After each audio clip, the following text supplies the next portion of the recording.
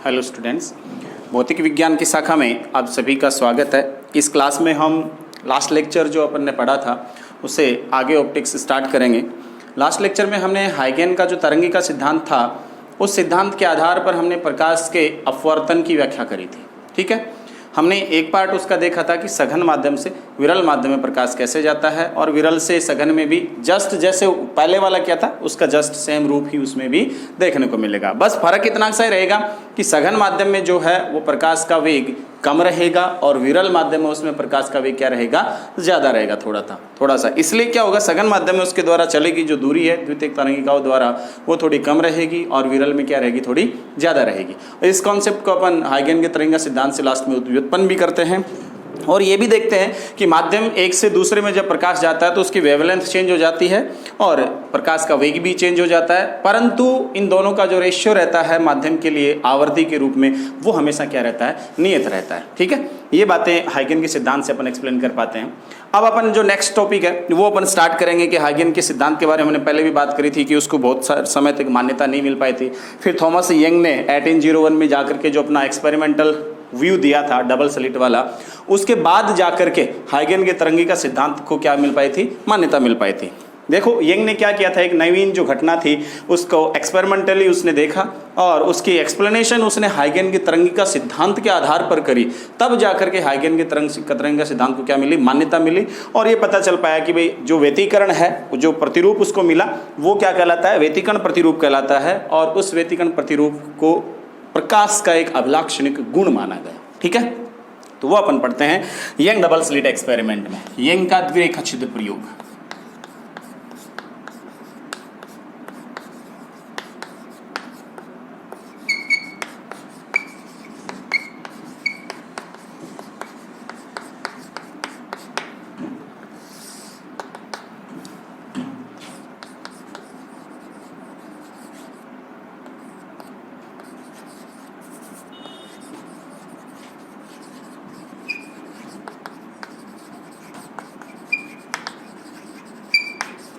Young's double slit experiment बोलते हैं अपन इसको। यंग ने इनिशियली क्या किया था, प्रकाश के एक प्रतिरूप की व्याख्या करी थी प्रायोगिक तौर पर, है ना, और उसको जो प्रतिरूप मिला वो देखो क्या हुआ। यंग ने इनिशियली क्या किया, सनलाइट ली थी, सूर्य का प्रकाश लिया था। ठीक है, सनलाइट उसने ली। अब उसने क्या किया, एक गत्ता लिया। गत्ता आप जानते हो ना, जैसे कार्टून वगैरह होता है, इसका जो एक पोर्शन अपन ले लें काट के तो वो गत्ता कहलाता है ना, उस टाइप का उसने एक गत्ता लिया और उस गत्ते में एक बहुत, ये गत्ता यहाँ रखा, सपोज किसी खिड़की में रख दिया उसने, और इसमें बहुत बारीक सा छिद्र किया। क्या किया इसने, बहुत बारीक सा छिद्र किया, एस इसको अपन कह सकते हैं। इससे उत्पन्न प्रकाश, सूर्य से उत्पन्न प्रकाश इस पे पड़ता है। ठीक है, और इस बारीक छिद्र से दूसरी तरफ प्रकाश किरणें अपन को मिलती हैं। इसने क्या किया, इस गत्ते के आगे एक दूसरा गत्ता और रखा, है ना। ये क्यों रखा वो अपन बाद में देखेंगे, इसके आगे एक टॉपिक आएगा अपने पास, कला संबद्धता। उसने क्या किया कि कला संबद्ध स्रोत प्राप्त करने का प्रयास किया, है ना। तो उसने क्या किया, इसके आगे एक गत्ता और रखा और वो जो बीच वाले पहले वाले गत्ते में जो होल किया था उसके थोड़ा ऊपर दूसरे गत्ते में और एक थोड़ा सा नीचे दो होल और किए, S1 और S2, ये दो होल किए, है ना। और इसकी मान्यता थी कि अगर ये एक प्रकाश स्रोत है तो इससे उत्पन्न प्रकाश जब यहाँ पहुँचेगा तो वो एक ही स्रोत से यहाँ पहुँचेगा और एक ही स्रोत से जब यहाँ पहुँचेगा एक ही सोर्स से, तो ये दोनों जो अपने पास पॉइंट हैं या दोनों जो छिद्र हैं इनको अपन स्लिट भी कह सकते हैं, द्विरेखा छिद्र या स्लिट, डबल स्लिट जिनको अपन करें। ये जो दो छिद्र हैं इनसे प्रकाश आगे जाएगा और आगे जो प्रकाश आ रहा है उसके लिए ये S1 और S2 दो स्रोत की बातें व्यवहार करेंगे, है ना। इसलिए इनको उसने क्या कहा, इस आगे वाले हिस्से के लिए इनको भी स्रोत की भांति माना उसने, दोनों स्लिट को, है ना, दोनों होल को बहुत छोटे छोटे लिए उसने। और उसने कहा कि ये दोनों जो होल हैं वो कैसे होने चाहिए, ये दोनों होल कला संबद्ध होने चाहिए। कैसे होने चाहिए, कला संबद्ध होने चाहिए, यानी कि इससे उत्सर्जित जो तरंगे हैं उनमें जो परिवर्तन होता है जिस प्रकार का सेम परिवर्तन ही किसमें होना चाहिए, इसमें होना चाहिए। ये कला संबद्धता हम आगे पढ़ेंगे, है ना, कि इससे उत्पन्न तरंगों की कोणीय स्थिति और इससे उत्पन्न तरंगों की कोणीय स्थिति दोनों में क्या रहना चाहिए, एक नियत समय के साथ एक नियत मान होना चाहिए। है ना, फिक्स होना चाहिए, उनके बीच का जो डिफरेंस है वो हमेशा क्या रहना चाहिए, फिक्स रहना चाहिए। इसको अपन कला संबद्धता कहते हैं कि किन्हीं दो प्रकाश तरंगों की कोणीय स्थिति अगर समय के साथ नियत है, यानी कला वाली स्थिति अगर समय के साथ नियत है, दोनों का बीच का कलांतर समय के साथ नियत है, तो उन दोनों तरंगों को क्या कहते हैं, कला संबद्ध तरंग कहते हैं। और उनका एक जो गुण है वो क्या कहलाता है, कला संबद्धता, कोहेरेंस कहलाता है ना। यहाँ भी अपन देखेंगे कि ये दोनों, और जो स्रोत जिनसे उत्पन्न हो रही है वो तरंगे, वो क्या कहलाते हैं, कोहेरेंट सोर्स कहलाते हैं।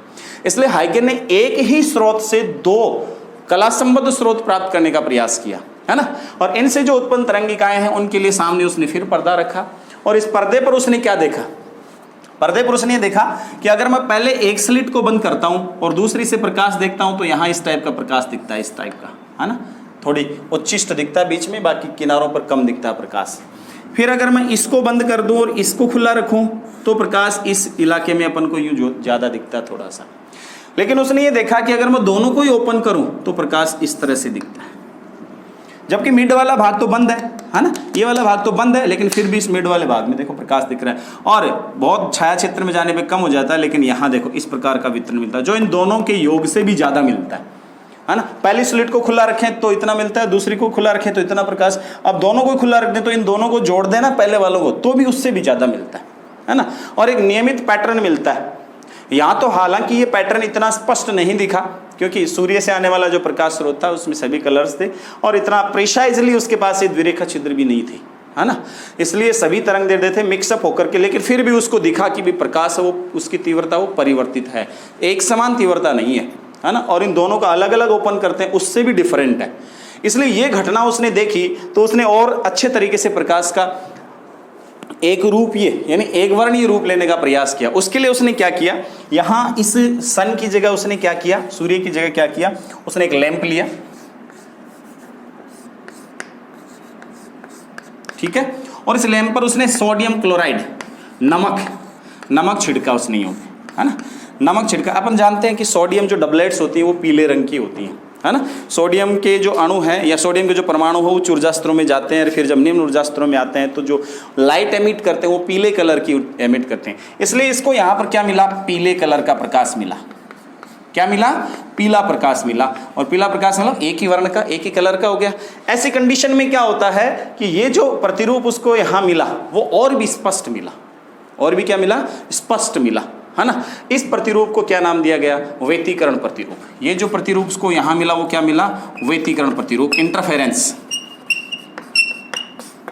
ठीक है। ये व्यतिकरण प्रतिरूप यानी ये घटना क्या कहलाई, व्यतिकरण की घटना कहलाई, है ना। तो ये यंग ने एक्सप्लेनेशन दिया इसके बारे में, ठीक है। तो इस प्रकार से यंग ने क्या कहा कि अगर हम ये जो प्रतिरूप अपन को मिलता है इसकी सलीके से व्याख्या करना चाहें कणिका सिद्धांत से, तब तो ऐसा है ही नहीं, क्योंकि कणिका सिद्धांत में तो क्या होता है, कणिका सिद्धांत में तो प्रकाश कणों के रूप में होता है, और वो कण अगर इस स्लिट को बंद रखें तो कण सीधे एक ही जगह यहाँ जमावड़ा दिखाएंगे, इसको बंद रखें तो सीधे कण जाकर के यहाँ जमावड़ा, है ना। और इन दोनों को भी खुला रख देंगे, है ना, तो भी कण इस प्रकार का वितरण नहीं दिखाएंगे, वो इस जगह और इस जगह दोनों जगह जमावड़ा दिखाएंगे, जबकि ऐसा कणों का वितरण नहीं मिलेगा। यानी बीच वाले भाग में कण मिलेंगे, जबकि यहाँ तो बीच वाले भाग में प्रकाश मिल रहा है, इसलिए कणिका सिद्धांत हो गया फेल। उसने फिर क्या किया, इस चीज को समझाने के लिए किसका सहारा लिया, यंग ने हाइगन का जो द्वितीयक तरंगिकाओं का सिद्धांत था ना, उसको उसने काम में लिया। हाइगन ने भी कुछ बात कही थी कि प्रकाश तरंगों के रूप में चलता है, और अगर वैसा है, हाइगन ने जैसा कहा वैसा माने तो क्या होता है। तो देखो क्या हुआ, ये आपतित प्रकाश लिया, आपतित प्रकाश किरणें तरंगे ली उसने, और यहाँ वही गत्ता, है ना, बहुत प्रिसाइजली लिया, और इसमें छोटा सा होल कर दिया, छिद्र कर दिया, है ना। छोटा छिद्र करने का मतलब बिंदुवत स्रोत की बातें व्यवहार करेगा। इस बिंदुवत स्रोत से उसने क्या कहा कि ये द्वितीयक तरंगिकाएं उत्सर्जित होंगी। देखो मैंने यहाँ ड्रॉ किए, कुछ तो हार्ड लाइन है ना, ये हार्ड लाइन है, उसके बाद डॉटेड है, फिर हार्ड लाइन है यानी कंटिन्यूअस लाइन है, फिर डॉटेड लाइन है। तो जो डॉटेड लाइन है ना, ये तरंग देखो उसने तरंगों के रूप में माना इस प्रकाश को, तो वो कह रहा है कि तरंगों के रूप में जब प्रकाश यूं जाता है ना, तो कहता कि इस प्रकाश तरंग के दो पार्ट है, दो हिस्से, एक तो कौन सा है, ये वाला ऊपर वाला सिरा, और पीक वाले पॉइंट दो हैं, एक ये वाला पीक, इसको तो क्या कहते हो आप, श्रृंग, क्रेस्ट, ठीक है, और इसको क्या कहते हो, गर्त, है ना, ट्रफ। ये श्रृंग और नीचे वाला पार्ट क्या कहलाता है, गर्त, है ना। तो तरंग यूं जाती है, तो इससे उत्पन्न तरंगिकाएं यूं जाती हैं, है ना, आगे बढ़ती है। आगे बढ़ते हैं तो मैं कह रहा हूं कि ये जो ऊपर वाले पार्ट है ना, इनके स्ट्रिंग वाले हिस्से, उनको मैंने सॉलिड लाइन से दिखाया। किससे? Solid line. और इसको मैंने किससे दिखाया? Dotted line. तो ये जो ट्रफ्स है ना नीचे वाले, है ना, गर्त जिनको अपन कहते हैं, इनको अपन ने डॉटेड लाइन से दिखाया यहां पर। ठीक है ना, कि तरंगे इस प्रकार से देता। और ये बिंदुवत स्रोत है, इसलिए जो उत्पन्न तरंगे होंगी या उत्पन्न जो तरंगागर होंगे तरंगों द्वारा निर्मित, वो कैसे होंगे? गोलीय होंगे, है ना, इसलिए उनका गोलाकार हिस्सा अपन ने यहां ले लिया। अब क्या हुआ, आगे दूसरा गत्ता लिया इसने, उस गत्ते में दो पतले पतले छिद्र कर दिए, बहुत छोटे छोटे छिद्र, बिंदु लाइक, है ना, पॉइंट लाइक सोर्स की तरह ये बिहेव करे वो, ताकि तो ये पॉइंट लाइक उसने दो छिद्र छोड़ दिए। अब क्या हुआ, ये जो तरंगागर था डब्ल्यू डैश, ये यहां आपतित होता है डब्ल्यू डैश, और फिर उसने देखा कि ये यहां आपतित होता है इन दोनों पर। आपतन के पश्चात ये इनसे भी तरंगिकाएं उत्सर्जित होंगी द्वितीयक, है ना, और वो जब आगे गति करती है, इस बीच वाले भाग में क्या होती हैं? ये अध्यारोपण क्षेत्र है। कौन सा क्षेत्र है? Superposition region. ये अध्यारोपण क्षेत्र है। वो कहता है कि इस क्षेत्र में अध्यारोपित होती हैं तरंगे। और ये जो पर्दा उसने देखा, इस पर्दे पर उसको क्या देखने को मिला कि कहीं ब्राइट फ्रिंज, उसके अगल बगल डार्क फ्रिंज, उसके अगल बगल ब्राइट, यानी तीव्रता इस प्रकार से देखी प्रकाश की कि सामने जस्ट सामने वाले भाग में क्या दिखा? चमकीला, है ना, प्रकाश की तीव्रता काफी अधिक मिली। उसके जस्ट थोड़ा इधर जाते हैं, इधर बढ़ते हैं तो हम अपन को अंधेरा सा मिला। फिर थोड़ा और आगे जाते हैं तो अपन को और प्रकाश मिला, तीव्रता और ज्यादा मिली। फिर आगे जाए तो और अंधेरा मिला। इस प्रकार प्रकाश तीव्रता अधिक कम अधिक कम अधिक इस प्रकार से मिले। यानी यहां प्रकाश क्या मिला, इस प्रकार से मैं देखूं तो यहां प्रकाश उसको ज्यादा मिला, है ना, इस प्रकार से। फिर आगे गए तो अंधेरा सा मिला, और फिर और आगे गए तो क्या मिला? इस अंधेरे के बाद क्या मिला उसको? और प्रकाश मिला, इस प्रकार से, है ना। और इधर गया तो भी अंधेरा सा मिला, इसके बाद क्या मिला? इधर इस प्रकार फिर यूं तीव्रता मिली इसको। ठीक है, तो अधिक कम यूं एकांतर क्रम, अल्टरनेटिवली उसको क्या मिला? प्रकाश में परिवर्तन मिला तीव्रता में, है ना। ये ऐसे दिख रहा है, इसको मैं ऐसे दिखाऊं, है ना, ऐसे दिखाऊं तो क्या देखने को मिला उसको? ऐसे देखने को मिला। तो सबसे पहले देखो अपन ये देखते हैं। पहले सपोज ब्राइट फ्रिंज मिली, उसको चमकीला मिला, कुछ हिस्सा चमकीला, उसके बगल वाला कौन सा? डार्क। उसके फिर आगे वाला कैसा मिला उसको? चमकीला, फिर डार्क, फिर हिस्सा क्या मिला? चमकीला, फिर डार्क, फिर चमकीला, फिर डार्क, फिर चमकीला। इस प्रकार का उसको तीव्रता का वितरण मिला प्रकाश का, है ना। और ये क्या कहलाता है? व्यतिकरण प्रतिरूप। इसको क्या नाम दिया गया? व्यतिकरण प्रतिरूप। ये ब्राइट, सपोज ये बीच वाला भाग ये ब्राइट का है, इसके आगे ये जो बीच वाला डार्क है, वो डार्क वाला हिस्सा ये है, सपोज आगे वाला ब्राइट सपोज ये है, ये इससे आगे वाला डार्क यहाँ आएगा। ऐसे ये डार्क हिस्सा है, ये सपोज ये है, इसके ब्राइट है आगे वाला, वो सपोज ये है, आगे वाला डार्क इसके डार्क वाला, है ना। इस प्रकार से उसको क्या मिला? प्रकाश का वितरण मिला। अब इस प्रकाश के वितरण को उसने क्या किया? हाइगेन के तरंगिका सिद्धांत से समझाने का प्रयास किया। उसने कहा था कि ये बिंदुवत स्रोत था, तो यहाँ देखो क्या होगा, क्या कैसा तरंगागर आएगा? गोलीय तरंगागर। वो तरंगागर कहाँ आता है? S1 S2 पर आता है, यहाँ तक पहुँचता है डब्ल्यू डैश के रूप में। अब देखो S1 और S2 इस डब्ल्यू डैश एक ही तरंगागर पर है ना। और हाइगेन ने कहा था कि एक ही तरंगागर पर सारे के सारे बिंदु क्या होते हैं? कला संबद्ध होते हैं। इसका मतलब ये दोनों पॉइंट हैं, यानी S1 और S2 दोनों क्या होंगे? एक ही कला में होंगे, कला संबद्ध होंगे। इसका मतलब पहली कंडीशन संतुष्ट हो गई कला संबद्धता का। फिर कहा कि इससे भी तरंगें उत्सर्जित होंगी, तो उसको मैंने सॉलिड लाइन डॉटेड से दिखाया है ना।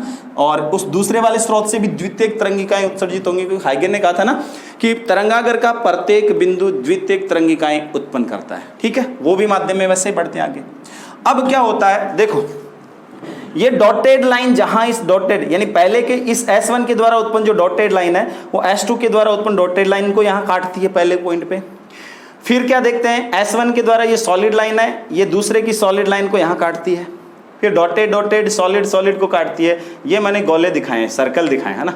इन पॉइंट्स को मैं मिलाता हूं तो क्या होता है? ब्राइट फ्रिंज मिलती है यहां पर, है ना। तो अब अपन को अगर ये ब्राइट फ्रिंज मिलती है तो इसका मतलब क्या हुआ? डॉटेड को मिलाने का मतलब क्या हुआ? देखो मेरे पास दो तरंगे सपोज यूं, है ना, और दूसरी भी यूं है। मैं कह रहा हूं कि अगर इसका श्रृंग दूसरी के श्रृंग से मिले, यानी सॉलिड के साथ क्रॉस करे, इसका गर्त दूसरे के गर्त से मिले, इसका मतलब ये भी मैक्सिमम दूसरी साइड मैक्सिमम ही मिल रहे हैं दोनों, तो ये भी अधिकतम तीव्रता देंगे।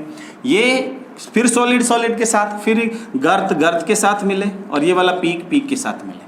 समझ गए? ऐसे पॉइंट जहां मिलते हैं वहां तीव्रता क्या मिलती है? अधिकतम मिलती है। समझ गए? तो श्रृंग से मिलता है, क्रस्ट से मिलता है, या गर्त से, ट्रफ से मिलता है, तो उस कंडीशन में अपन को तीव्रता क्या मिलती है? अधिकतम मिलती है उन बिंदुओं पर। अगर ऐसा नहीं हो, देखो ये पॉइंट मैक्सिमम है, ये मिलके इसके साथ मिलकर के और मैक्सिमा देगा आपको, यूं और मिनिमा और मैक्सिमा यूं देगा। अब दूसरी स्थिति क्या बनती है अपने पास? दूसरी स्थिति ये बनती है कि एक तरंग अपने पास क्या है? इस तरह से, ठीक है। दूसरी तरंग कैसी है अपने पास? इस तरह से, है ना। यानी एक का श्रृंग जहां है टॉप पॉइंट है, दूसरे का बॉटम पॉइंट, आप उसके साथ कॉन्साइड होता है ये। और आप जानते हो, देखो अगर अपन यूं तरंग डिनोट करें, है ना, अगर यूं दर्शाना चाहें अपन, तो अपन कहते हैं ना कि इस 0 से चलें तो ये पहला वाला पॉइंट किस पे? π/2 पे, दूसरा किस पे? पाई पे, तीसरा 3π/2 पे, और ये 2π पे। यहाँ से चले थे घूम के वापस यहीं आ गए, तो 2π हो गया एक सर्कल। हम कहते हैं कि इस पॉइंट का और इस पॉइंट के बीच का डिफरेंस कितना? 2π। इस पीक वाले पॉइंट का इस नीचे वाले पॉइंट का डिफरेंस कितना? π। और दोनों एक दूसरे के अपोजिट है, इसको अपन विपरीत कलांतर कहते हैं, और उनमें बीच में डिफरेंस कितना होता है? कला का, पाई कला का, है ना। इसलिए ये जो पॉइंट विपरीत कला में जब मिलते हैं तो अपन को क्या मिलता है? तीव्रता शून्य मिलती है, अगर आयाम बराबर है तो। अगर आयाम कम ज्यादा है तो दोनों का डिफरेंस मिलता है अपन को, ठीक है, आयामों का। तो इस प्रकार से अपन को तीव्रता उन बिंदुओं पर क्या मिलती है? कम, जहां क्या होता है, एक का देखो सॉलिड लाइन दूसरे के डॉटेड से कटे, या पहले की डॉटेड लाइन दूसरे के सॉलिड से कटे। इसका मतलब क्या हुआ? एक का पीक दूसरे के गर्त से मिले, या पहले का गर्त दूसरे के पीक से मिले। ऐसी स्थिति में अपन को क्या मिलता है? स्ट्रेट लाइन मिलती है, अगर आयाम समान है तो। क्यों? विपरीत कला में तरंगिकाएं मिलती हैं, और विपरीत कला में मिलने के बाद क्या होता है? तीव्रता शून्य हो जाती है। तो ऐसी स्थिति में इन बिंदुओं को मिलाने पर यहाँ डार्क फ्रिंज मिलता है, अंधेरा मिलता है ना। आयाम अगर समान होता है, आवर्ती समान होती है, तो ऐसी स्थिति में, और कला संबद्धता होती है, ऐसी स्थिति में यहाँ क्लियरली ब्राइट और क्लियरली डार्क फ्रिंज अपन को मिलती है। ये जो चमकीला और काला, चमकीला काला भाग है ना, इस चमकीला भाग या काला भाग कोई सा भी एक पार्ट ले लें, उसको फ्रिंज कहते हैं। क्या कहते हैं? फ्रिंज। इसलिए इन सभी को क्या कहते हैं? फ्रिंजे कहते हैं। और इस प्रतिरूप को क्या कहते हैं? फ्रिंज प्रतिरूप भी कहते हैं, है ना। तो इसलिए क्या हुआ कि जहां पीक से मिलता है, या जो बॉटम है बॉटम से मिलता है, वहां उन बिंदुओं को मिलाने पर तो ब्राइट मिलता है प्रकाश। यानी समान कला में तरंगे एक दूसरे के साथ मिलती हैं, अध्यारोपित होती हैं, तो समान कला में मिलेंगी तो ब्राइट फ्रिंज देंगी, और विपरीत कला में मिलती हैं, यानी जहां डॉटेड लाइन है वो सॉलिड के साथ कॉन्साइड करती है, मिलती है, तो ऐसी कंडीशन में क्या होगा? आपको डार्क फ्रिंज मिलेगी। इससे एक चीज देखने को मिलेगी आपको, अंधेरा मिलता है। डार्क का मतलब क्या? काली फ्रिंज का मतलब वहां अंधेरा मिलेगा आपको, तीव्रता शून्य मिलेगी, मिनिमम मिलेगी। इसका मतलब क्या होगा कि प्रकाश के साथ मिलकर अंधेरे को भी जन्म देता है। समझ गए बात आप? एक बहुत शानदार कॉन्सेप्ट है ये, कि प्रकाश के साथ मिलकर किसको जन्म देता है? अंधेरे को जन्म देता है। ये घटना किस में आती है? व्यतिकरण में देखने को मिलती है। समझ गए? हम जानते हैं कि प्रकाश के साथ मिलकर क्या देता है आपको? प्रकाश ही देता है। लेकिन ऐसा सुनने में अब आता है ना, इस घटना में ऐसा सुनने को मिलता है कि प्रकाश के साथ अगर विपरीत कला में मिलता है तो क्या देता है? अंधेरे को भी जन्म देता है ना। तो इस प्रकार से तरंगिका सिद्धांत के आधार पर क्या किया? यंग ने इस व्यतिकरण प्रतिरूप को अच्छे से क्या किया? एक्सप्लेन किया कि समान कला में जब तरंगिकाएं मिलती हैं तब तो क्या मिलता है? ब्राइट फ्रिंज मिलती है, और विपरीत कला में जब तरंगिकाएं मिलती हैं तो क्या मिलती है? डार्क फ्रिंज मिलती है। इस प्रकार से अपन को क्या मिलता है? व्यतिकरण प्रतिरूप मिलता है ना। इसके आधार पर अपन किसके डेफिनेशन, ये किसका प्रयोग था? यंग का प्रयोग था। और इसके आधार पर मान्यता किसको मिली? हाइगेन के तरंगिका सिद्धांत को मान्यता मिली। क्यों? क्योंकि ये व्यतिकरण में जो इसने देखा था, यहाँ जो इसको प्रतिरूप मिला प्रायोगिक तौर पर, उसकी व्याख्या हाइगेन के सिद्धांत से हुई। इसलिए हाइगेन के सिद्धांत को इसके बाद मान्यता मिल पाई, और फिर प्रकाश का तरंग स्वरूप माना गया, और उस तरंग स्वरूप के आधार पर इस व्यतिकरण की व्याख्या हो पाई। इसलिए कहते हैं कि ये जो व्यतिकरण है, इसके अगला टॉपिक पढ़ेंगे विवर्तन। ये दोनों प्रकाश के अभिलाक्षणिक गुण हैं। समझ गए बात आप? अगर कहीं प्रकाश इन दोनों गुणों को दिखाता है, या कहीं किसी प्रयोग में ये दोनों गुण कहीं या दोनों पैटर्न कहीं देखने को मिलते हैं, व्यतिकरण या विवर्तन, तो डेफिनेटली वहां वेव नेचर प्रेजेंट होगी ही होगी। समझ गए बात आप? ये चीज ध्यान रखना। तो ये व्यतिकरण की घटना थी। इसके आधार पर अपन क्या करते हैं? व्यतिकरण को डिफाइन करते हैं। किसको डिफाइन करते हैं? व्यतिकरण को, इंटरफेरेंस को।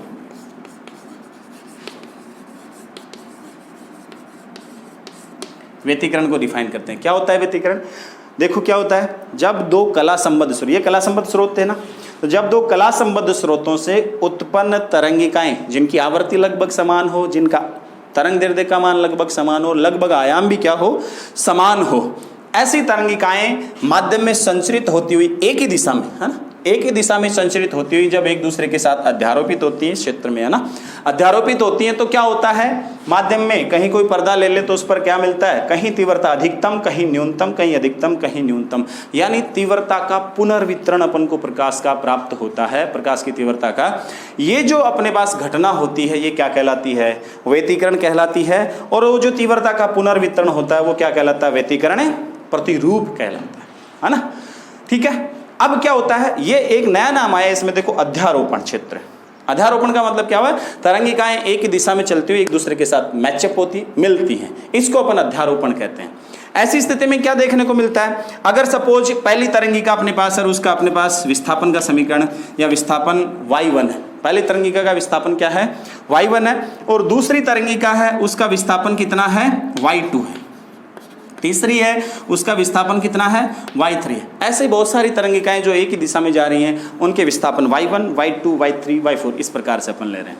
तो ये अध्यारोपण का सिद्धांत अपन देते हैं एक, वो क्या कहता है कि इस प्रकार से बहुत सी तरंगिकाएं जिनका आयाम लगभग समान हो, लगभग तीव्रता आवृत्ति लगभग समान हो और कला संबद्ध स्रोतों से उत्पन्न हुई हो, तो ऐसी तरंगिकाएं जब एक ही दिशा में चलती हैं तो उस स्थिति में क्या होता है, इन सभी तरंगिकाओं का जो विस्थापन है उनका सदिश योग अध्यारोपण, इनके अध्यारोपण होने के बाद जो परिणामी तरंग मिलती है उसके विस्थापन के तुल्य होता है, डॉट डॉट डॉट। इसको क्या कहते हैं, अध्यारोपण का सिद्धांत कहते हैं। यानी दो या दो से अधिक तरंगिकाएं एक ही माध्यम में एक ही दिशा में लगभग समान आवृत्ति और तरंग दैर्ध्य की हैं और चलती हुई जब मिलती हैं तो उस स्थिति में परिणामी जो तरंग बनती है उसका विस्थापन उन सभी घटक तरंगिकाओं के विस्थापनों के सदिश योग के बराबर होता है। कई बार आपको ऊपर वाला सदिश नहीं दिखता है ना, इसका मतलब क्या होता है, एक ही दिशा में जा रहे हैं ना, अपन कह रहे हैं एक ही दिशा में जा रहे हैं तो सदिश लगाने की जरूरत नहीं है, सीधा बीजगणितीय योग करोगे तो भी वही बात रहेगी, है ना। इसलिए अपन क्या करें, ये अध्यारोपण का सिद्धांत होता है और इसके आधार पर अपन किसकी व्याख्या करते हैं, व्यतिकरण की व्याख्या करते हैं। मैंने दो तीन बातें बोली इसमें, देखो वो आपको ध्यान रखनी है थोड़ी सी। मैंने क्या क्या बातें बोली इसमें, क्या क्या बोली, पहली तो बोली थी मैंने कि ये जो तरंगे हैं ये क्या होनी चाहिए, दो S1 और S2 दो सोर्स दिखे थे ना आपको, कला संबद्ध होनी चाहिए। कैसी होनी चाहिए, कला संबद्ध होनी चाहिए। अपन पढ़ेंगे कला संबद्धता वाला टॉपिक भी आगे है अपने पास इस चैप्टर में। कला संबद्ध होनी चाहिए, ऐसे प्रकाश स्रोतों से उत्पन्न होनी चाहिए जिनके बीच कलांतर है वो समय के साथ क्या रहे, नियत रहे, या तो शून्य रहे या शून्य नियत कोई नियतांक रहे, समझिए, कलांतर बदलना नहीं चाहिए, है ना। ऐसी स्थिति में व्यतिकरण प्रतिरूप अपन को स्पष्ट मिलेगा। ठीक है, दूसरी स्थिति क्या होनी चाहिए, तरंगों की आवृत्ति या तरंग दैर्ध्य ये लगभग क्या होना चाहिए, समान होना चाहिए। आवृत्ति और तरंग दैर्ध्य क्या होना चाहिए, समान होना चाहिए, ताकि उनमें अध्यारोपण क्या हो सके, अच्छे से हो सके, समझ गए।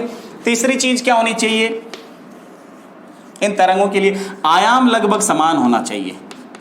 क्या होना चाहिए, आयाम लगभग क्या होना चाहिए, समान, एम्पलीट्यूड, है ना। पहली तरंग और दूसरी तरंग दोनों का आयाम जो अध्यारोपित हो रही है उनका आयाम क्या होना चाहिए, लगभग सेम सा होना चाहिए। इसका सेम होने से क्या होता है, कॉन्ट्रास्ट अच्छा आता है। कॉन्ट्रास्ट क्या अच्छा है, आता है अच्छा, यानी जब समान कला में मिलते हैं तब देखो क्या होता है, समान कला में सपोज किसी का आयाम 5 है, 5 यूनिट है, दूसरी तरंग का आयाम 5 यूनिट है, तो 5 5 के साथ मिलेगा, समान कला में मिलेगा तो 5 और 5 क्या देगा आपको, 10 देगा। ठीक है, सिंपल, एक सिंपल एग्जांपल लिया अपन ने, है ना। और अपोजिट अगर अपन देखना चाहें, यानी विपरीत कला में मिलेंगे तो 5 - 5 क्या मिलेगा, 0, यानी एकदम से शून्य मिलेगा अपन को। अगर एक का 6 है एक का 4 है तो मिलेगा, तो अंतर कितना आएगा, 2, तो कुछ 2 का वर्ग इंटेंसिटी अपन को ज्यादा मिलेगी ना, तो एकदम 0 तो नहीं मिला, कम तो मिला लेकिन 0 तो नहीं मिला ना। इसलिए वो पिक्चर क्लियर नहीं होती, कई बार प्रकाश बहुत तेज फिर मंदिम पड़ जाता है, फिर तेज फिर मंदिम पड़ जाता है ना। इसलिए स्पष्ट व्यतिकरण प्रतिरूप नहीं बनता। इसी को अपन कॉन्ट्रास्ट कहते हैं कि दो चीजें आपके पास है उनमें स्पष्ट भेद दिखे आपको, है ना, वो कॉन्ट्रास्ट अच्छा है। यानी अंधेरा जहां वहां क्लियरली अंधेरा दिखे, जहां लाइट है ब्राइट पार्ट है वहां ब्राइटनेस ही दिखे एकदम से, है ना। इसलिए आयाम लगभग समान होने चाहिए ताकि कॉन्ट्रास्ट क्या रहे, व्यतिकरण प्रतिरूप का अच्छा रहे। अगली स्थिति क्या है, कि ध्रुवण की अवस्था है वो क्या होनी चाहिए, ध्रुवण अवस्था वो समान होनी चाहिए। यानी एक प्रकाश स्रोत से उत्पन्न तरंगों का ध्रुवण का तल या ध्रुवण अपने पास समतली ध्रुवित है, और जिस स्थिति में उसका तल है दूसरे प्रकाश स्रोत से उत्पन्न तरंगों का भी ध्रुवण तल क्या होना चाहिए, वही होना चाहिए। जिस प्रकार की पहली प्रकाश तरंग ध्रुवित है उसी प्रकार की दूसरी भी क्या होनी चाहिए, ध्रुवित होनी चाहिए, सेम तल वाली। ठीक है, इसका मतलब ध्रुवण की अवस्था भी क्या होनी चाहिए, सेम, ताकि व्यतिकरण क्या मिल सके, स्पष्ट मिल सके। फिर अपन कहते हैं कि इनमें जो पथांतर है, तरंगों के बीच जो पथांतर है वो क्या होना चाहिए, कम होना चाहिए। पथांतर क्या होना चाहिए, कम होना चाहिए। ऐसा नहीं है कि तरंगों में पथांतर बहुत ज्यादा हो, एक तरंग तो यहाँ जा रही है और दूसरी तरंग यहाँ आ रही है ना, इतना पथांतर है, इतना। तो अब ये तरंगे मिलेंगी कहाँ, जितने आगे खिसकते जाएंगे, पीछे से आते जाएंगे, तो कहीं अध्यारोपित नहीं होंगी, है ना, तो अध्यारोपण की घटना ही नहीं होगी, तो व्यतिकरण देखेगा ही नहीं। तो इसलिए अपन कहते हैं कि पथांतर क्या होना चाहिए, कम होना चाहिए। प्रकाश किरणें एक वर्णीय होनी चाहिए, यानी प्रकाश स्रोत जिनसे तरंगे आ रही हैं वो क्या होनी चाहिए, एक वर्णीय होनी चाहिए, ताकि क्या हो, अपने पास व्यतिकरण प्रतिरूप अच्छे से मिले अपन को। प्रकाश स्रोत बिंदुवत होने चाहिए। प्रकाश स्रोत कैसे होने चाहिए, बिंदुवत होने चाहिए, पॉइंट लाइक होने चाहिए, ताकि उनसे उत्पन्न तरंगिकाएं क्या हो सके, अच्छे से अध्यारोपित हो सके और उनमें स्पष्ट प्रतिरूप अपन को मिल सके। ये बहुत सारी घटनाएं हैं जो, और ये जो स्लिट होनी चाहिए ना, S1 स्लिट, ये बहुत पास होनी चाहिए, इनकी चौड़ाई बहुत कम होनी चाहिए। ये व्यतिकरण के लिए कुछ आवश्यक शर्तें हैं जो आपको क्या करनी है, ध्यान में रखनी है। ठीक है, अब इस व्यतिकरण का अपन मैथमेटिकल एनालिसिस करेंगे, जो अब नेक्स्ट लेक्चर में करेंगे। तब तक के लिए धन्यवाद, है ना।